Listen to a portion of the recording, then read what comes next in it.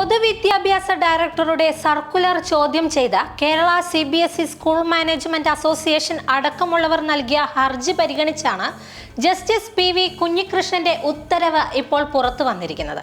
അവധിക്കാലത്ത് കുട്ടികൾ ഗൃഹപാഠത്തെക്കുറിച്ച് ആശങ്കപ്പെടാതെ ഇഷ്ടമുള്ള ഭക്ഷണം കഴിക്കുകയും കളികളിൽ ഏർപ്പെടുകയും ചെയ്യട്ടെ എന്നാണ് കോടതി പറയുന്നത്.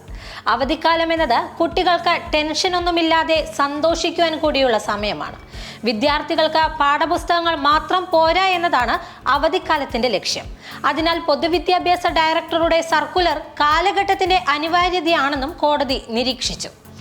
കടുത്ത വേനൽ ചൂടിൽ കുടിവെള്ളം അടക്കമുള്ള സൗകര്യമൊരുക്കി രക്ഷിതാക്കളുടെ അനുമതിയോടെ അവധിക്കാല ക്ലാസുകൾ തുടരാമെന്ന ഇടക്കാല ഉത്തരവിൽ വ്യക്തമാക്കിയതായി കോടതി പറഞ്ഞു. പൊതുവിദ്യാഭ്യാസ ഡയറക്ടറുടെ സർക്കുലറിന് നേരത്തെ താൽക്കാലിക സ്റ്റേ നൽകുകയും ചെയ്തിരുന്നു. രക്ഷിതാക്കൾ എതിർപ്പറിയിച്ചാൽ ക്ലാസ് മാറ്റിവെക്കണമെന്നും നിർദ്ദേശിച്ചു.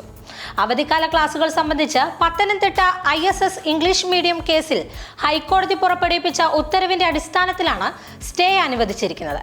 കേരള വിദ്യാഭ്യാസ ചട്ടം അനുസരിച്ച് മാർച്ചിലെ അവസാന പ്രവൃത്തി ദിവസം സ്കൂൾ അടച്ച് ജൂൺ ആദ്യ പ്രവൃത്തി ദിവസം തുറക്കണമെന്നാണ് വ്യവസ്ഥ.